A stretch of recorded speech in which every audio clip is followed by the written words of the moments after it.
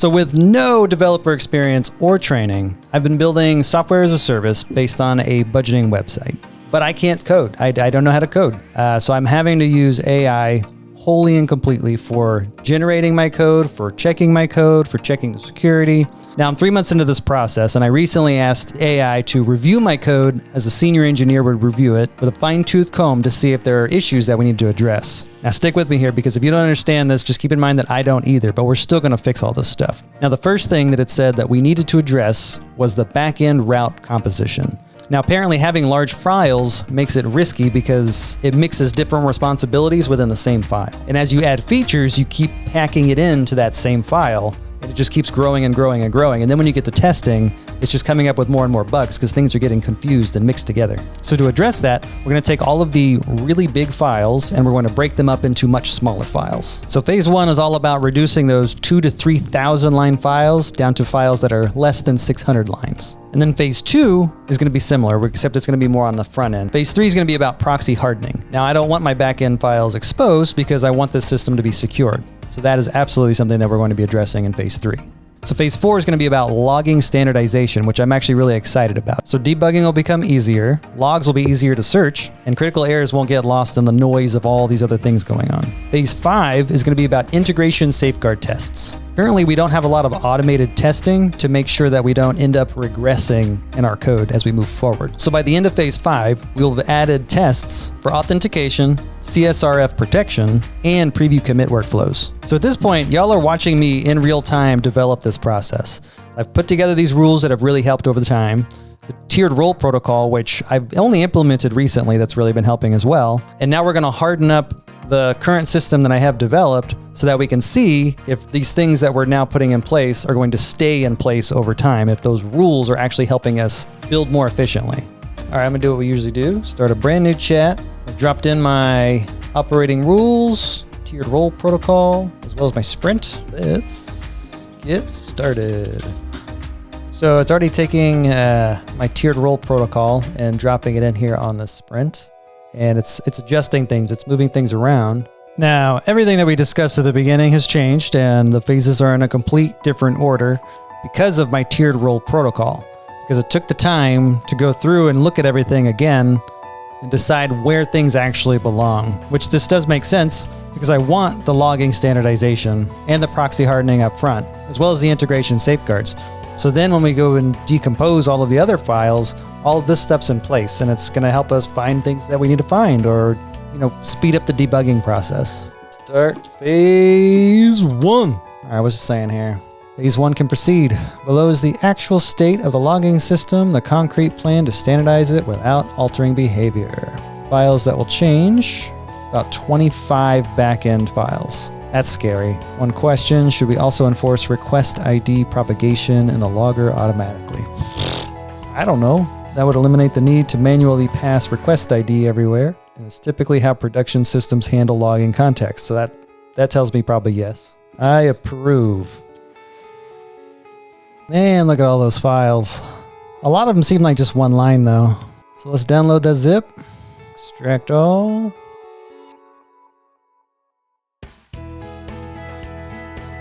There we go. Ooh, look at them. That's a lot of changes. On this, it's npm run dev. And we already have an issue. Looks like syntax. I feel like I need to add a rule around syntax because I mostly run into syntax errors. 3 files impacted. Let's see if this fixes it. We're up. We start run the smoke checks. All right, smoke test. So boot. That works. Everything seems to be working as intended so far. That is editing like it's supposed to. New transactions, removing duplicates. All right, let's commit it. This is what it looks like afterwards. Oh no, where'd all my things go? I'm confused. So it doesn't look like it committed my categories, but it does still show that it's edited. So now I'm going to show it what we found in commit. And honestly, this is something that could have broken before we even did this. All right, let's take a look at some of the transactions. We'll do the chase 2. Oh, they are committed. Okay, they're just, chase 2 sounds right. I think that's what I did. Amazon Marketplace. So yeah, it's working. And this date's all messed up. Oh no, it's because that's what the date is on the transaction. That makes sense. Okay. So everything does work. Looks like the transactions are accurate after all. All All right, we can move on to phase 2, and that'll just be something that we fix down the road, I guess. Which I'm going to add a note to myself for later. Add logout. Add account name to batch history. That'll work. Phase 1 complete. Let's move on to phase 2. Now I'm going to go give it some fresh files again, because over time, if you just let it hold on to files and keep making changes, it gets messy. So just give it brand new files once you get to the next phase. Plan, phase 2, proxy surface hardening. I feel like this one's going to take some work, because I think those proxies were put in place when I was hitting walls and it didn't know what to do, so it just dropped a proxy in, which I didn't know what that was, and it just made something work that wasn't working previously. So I'm expecting this to be a pain in the butt. I'm worried that it's going to oversimplify this and we're not going to actually accomplish what we're trying to accomplish with the simplify rule here. So this is where I'm pushing back on it to say, like, I know I said I wanted things to be simple, but also if we're trying to fix something, then we need to fix it. What's the actual risk with the smallest change set that reliably closes it? Okay, well, that's good. All right, so it's telling me that it can be a little bit stricter, but that it's still not going to do full coverage on what it is we're trying to accomplish here. So what I'm asking it to do is, let's do what we can as strict as possible, but if there's anything left over that needs to be done in the future, let me know so I can plan for it. I can throw it in another sprint so we can do it at another time. All right, looks like 4 files. That's not bad. Apparently, it's just going to be it. It still needs to happen later. So I'm going to save this. I'm going to drop in that same file we were messing with earlier. Everything seems to be working. So that's good to see. No errors. Do some click-throughs. Looking good. Failed. Failed. Failed. Good. You know, I don't know if this is right or not, so I'm just going to take a snap of the whole thing and ask. Phase 2 is a pass. All right. This has actually been really smooth going through phase 1 and 2. Done. All right, let's grab those files again. Start phase 3. How many do we have? 4? Yep, and then we'll do a structural validation pass. And then front-end page decomposition, and that'll be the end of it. I wonder if we'll finish through all this today. What? That's not possible. It's weird. It's saying that my front-end files that we just updated were missing things that we just added to them, which is, it doesn't seem possible. But this is also not the first time it's happened. So it does include them. That's good. Batch 3 is ready. Changes aren't too big. Backend SRC. So we've got tests, we got middleware, routes, security, services. So yeah, that's right. Test isn't in here, so I'm just going to drop that in by itself. Middleware, routes, imports, security. There's a new one. Add that in. Services import. There's a part of me that wonders if I'm updating things that are not even in use anymore. All right, where's my smoke tests? I don't know if that worked or not. This is what I see. Nothing happens. Send in my package.json and the folder tests. Back here, back in, we'll turn this off, run this. So it wants me to replace something in that package.json file.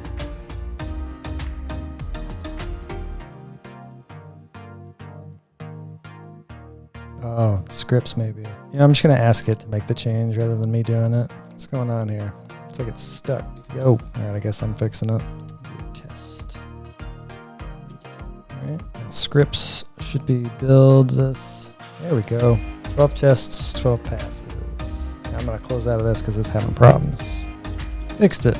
Move to sprint 12 phase 4. This is an audit. No features. The goal is to confirm the system now matches sprint's hardening targets. Okay, so we're doing an audit before the decomposition. Check all backend route files. Please check my backend for the above required review. Proxy boundary confirm, phase 2 invariance hold. I thought we did that. Logging discipline confirm runtime logging is clean. Search backend for these things. That I can do right now. Looks like console log is in a lot of places. CSS1. Backend review is a pass. Good. What is left now is not redoing proxy hardening. It's just deciding to do about the leftover duplicate helper. From the current front scan, it appears to be unused. Can I just delete it now? See, it keeps trying to tell me that sprint 12 is complete, but we still have to do a lot with the front end. All right, run all its tests. Let's see if we can delete this stuff. Those look safe to remove. Good. All right. Let's delete server.ts. That was created in December. Things still seem to be working. There we go. All right, next phase. Phase 5 is not another hardening pass, right? It is the return to product-facing work, but now on a hardened base. Two most logical options for phase 5 are finish the remaining structural debt. See, I think it's completely forgotten that phase 5 includes front end. So now I got to remind it. Here's phase 5. God, transactions page is 2,100 lines. Recommended target structure. Add these hooks, components, and then we'll do integrations. Now it's kind of changed phase 5 just a little bit, or at least it's gotten more specific with phase 5. So since it's doing that, I want to pull that out. I want to throw it in my sprint doc, just so that way I have it like documented what it's trying to do differently here. And these, I like having these sprint docs too, because it's always something I can look back on and see what we did. There we go. It's looking better. All right. Saved. Start 5A. There we go. Dropping just a few hundred lines. Oh. All right. That time it worked. Took 2 tries for whatever weird reason. Just want to speed this up a bit. It's taking forever. All right. Batch 4. Here's batch 5. Whoa. What's happening? Let's go back to batch 2. This is why you should test every time you put new files in. Sometimes I get lazy. There we go. I fixed it. Fixed it and on to the next batch. Here we go. Batch 6.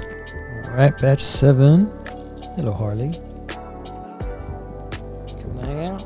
Batch 8. Where you going? All right. So now we're having to roll back because the batch 8 doesn't work the way it's supposed to. Must have been a different batch. Shoot. So we'll try 7. Still no. What the heck? Restart the front end here. So that works. Just McDonald's. That's even more weird. Refresh. Oh, you know what? I should restart back end, front end. Because I like to think that if I restart back end, front end also restarts. Hey! It did work. See? Sometimes you gotta restart. I would love to close out 5A. I've got 40 minutes to do it. So I gotta go pick up my kid from school. All right, batch 9. What? All right, that's not good. More debugging. There we go. Back in business. Dumb, but does it work? It sure does. All right. We're in 10. All right, how far are we now? Down to 1571, 1572. We gotta get down to 8. I think some of these next ones are gonna be bigger. Hopefully. Need a break, but I don't want to stop in the middle of this phase. But I think I'm gonna stop at the end of phase 5A. Good now, front end? Got 200. We're good. All right. Done and fixed. Next. All right. Batch 12. We're still recording. Man. Charity McDonald's. Charity McDonald's. Works. Next batch. All right. Let's download 14. All right. Here's 15. Next batch. Come on. Let's finish this out.